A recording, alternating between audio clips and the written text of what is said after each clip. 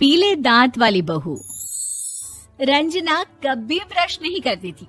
उसे कितनी बार उसके माँ बाप ने डांटा, लेकिन उसका कोई असर उस पर होता ही नहीं था, जिस कारण से उसके दांत पीले पीले हो जाते हैं। शादी के बाद। अरे बहू, वैसे तो तुझ में कोई कमी नहीं है, पर तेरे दांत इतने पीले कैसे हैं बेटा?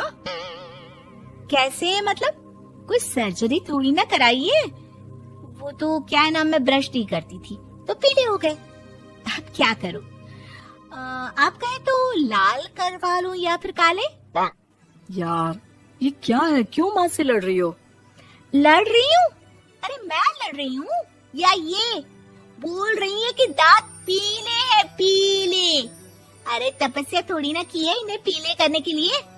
बकायदा ब्रश नहीं किया है 20 साल तक, तब जाकर। छी, कैसी बात कर रही हो? ये उस वक्त तो पीले नहीं थे जब हम लोग तुम्हें देखने आए थे। अरे तब साफ करवा लिया होगा डेंटिस्ट के पास जाकर। अब देखो कैसे पीले पीले लग रहे हैं। रंजना सास की तरफ गुस्से से देखती है। फिर शुरू हो गई पीले पीले पीले। अरे पीले तो तब भी थे जब मेरे हाथ का रसगुल्ला उड़ा उड़ा कर खा रही थी और बोल रही थी, लड़की नहीं गुणों का खजाना दे रहे भाई साहब आप। खैर, अब वो लोग करते भी तो क्या करते, पीले दांत वाली बहू पल्ले पड़ी थी तो झेलना तो था ही। एक दिन कीर्तन में रंजना गाना गा रही थी। अरे कमला बहन, माँ का द्वार है, यहाँ तो सब शुद्ध होकर आते हैं, फिर अपनी बहू को ब्रश भी नहीं करवाती तुम। दूर से पीले पीले दांत भक्ति में बाधा उत्पन्न कर रहे हैं। अरे कोई 2 साल के बच्चे थोड़ी ना लेकर आई हूँ मैं बहू बनाकर। अच्छी खासी लड़की है, अरे कैसे करवाऊं ब्रश? ये तो उसे खुद करना चाहिए ना। अब माँ बाप तो इसके जैसे तैसे निपटा दिए, ये नहीं सोचा कि सास कैसे संभालेगी। सास बहू को लेकर घर आ जाती है, लेकिन सोच लेती है कि अब इसे लेकर कहीं नहीं जाएगी।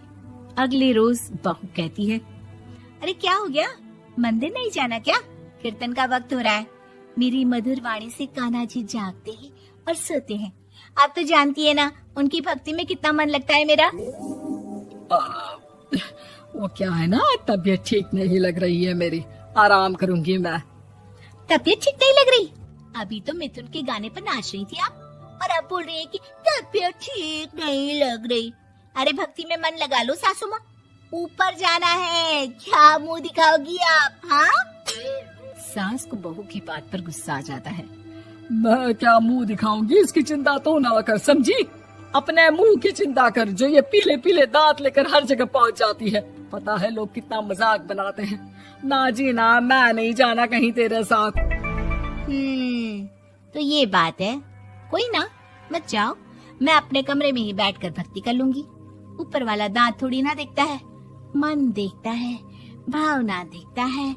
और अरे बस बस, तू सब कुछ दिखा, बस ये सफेद चमकदार दांत ना दिखाना किसी को, है? जा यहाँ से। बहू को सास की बात का कोई फर्क नहीं पड़ता, वो तो जैसी थी वैसी ही रह जाती है।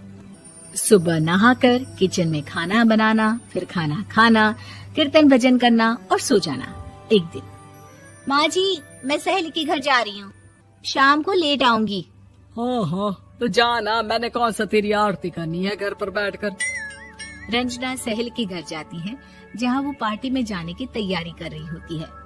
अरे शिखा, कहाँ जाने की तैयारी कर रही है? मैं गलत वक्त पर आ गई क्या? अरे नहीं यार, उल्टा सही वक्त पर आई है। मैंने ये साड़ी और ज्वेलरी निकाली है यार, शाम को इनके ऑफिस की एक पार्टी में जाना है।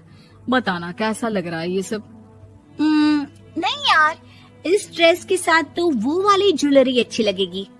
हाँ हाँ सही बोल रही है, मैंने ध्यान ही नहीं दिया। वैसे तो हमेशा से मस्त फैशन सेंस रखती है। तो बड़ा जाती होगी ना पति के साथ पार्टी में। रंजना कुछ नहीं बोलती, बस सोचती है कि यार काश ये बात सही हो जाती, पर मैं क्यों नहीं जाती पार्टी में? क्या इन लोगों की कोई पार्टी होती नहीं होगी? रंजना घर आती है और रात में पति से सवाल करती है, एक बात बताइए, आप मुझे किसी पार्टी में क्यों नहीं ले जाते? क्या आपकी यहाँ ऑफिस में पार्टी नहीं होती? पति बेचारा क्या कहता कि दांत पीले हैं तुम्हारे इसलिए।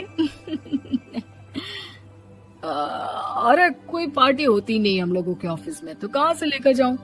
और मार्केट, मॉल, कहीं वीकेंड घूमना, कहीं तो। अरे यार सारे हफ्ते में एक छुट्टी मिलती है, तो सोचता हूँ कि आराम ही कर लूं। क्यों? रंजना मन मार के रह जाती है। पहले कभी सास के साथ मंदिर जाया करती थी, लेकिन वो भी सास ने ले जाना बंद कर दिया। घर बैठी बैठी रंजना बोर हो जाती है। तभी उसे आइडिया आता है और वो मायके जाने का सोचती है। सासू माँ, 2 दिनों के लिए मम्मी के घर जा रही हूँ। अच्छा ठीक है, आराम से जा। और हाँ, माँ से कुछ अच्छी आदत सीख कर आना कि कैसे शरीर के हर भाग की तरह दांतों की सफाई भी जरूरी होती है, समझी?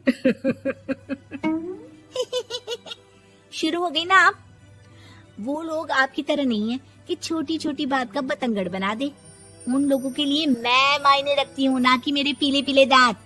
रंजना माँ को बिना बताए उन लोगों को सरप्राइज देती है, लेकिन जैसे ही वो दरवाजे पर पहुंचती है, अंदर देखती है कि घर वाले कहीं जा रहे होते हैं। अब माँ, काश रंजना दीदी के दांतों वाली प्रॉब्लम नहीं होती, तो वो भी हम लोगों के साथ चलती ना बुआ जी की बेटी की शादी में। हाँ बेटा, लेकिन अब उसे कौन समझाए कि उसको उसके पीले दांत नहीं दिखते, लेकिन उसके आसपास के लोगों को कितना एम्बैरेसिंग फील कराते हैं। मुझे तो कितनी बार उसके स्कूल की टीचर ने शिकायत की कि उसके साथ कोई लड़की बैठना भी नहीं चाहती, और ना ही कॉलेज में कोई उससे बात करना चाहता था। लेकिन पता नहीं क्यों उसे ये बात समझ में ही नहीं आती। कोई कमी नहीं है उस लड़की में, बस यही कि दांत पीले हैं। वो तो भला हो जीजा जी और उनकी माँ का, जो दीदी को जैसी है वैसे ही रखा हुआ है। रंजना को अपने घर वालों की बात सुनकर बहुत दुख होता है। वो सोचती है कि वो क्या करे, लेकिन फिर वो सीधा डेंटिस्ट के पास जाती है, अपने दांत चमकाती है और कसम खाती है कि वो रोज ब्रश करेगी। अरे क्या हो गया? तुम तो 2 दिनों के लिए गई थी ना, पर कोई ना, अच्छा है, चलो आ गई तो। रंजना सास के सामने आकर खड़ी हो जाती है और पूरी स्माइल करती है, उसके चमकदार दांतों को दिखाती हुई। हैं? चले मंदिर। माँ, मुझे माफ कर दीजिए, मैंने आप लोगों को बहुत एम्बैरेसिंग फील करवाया।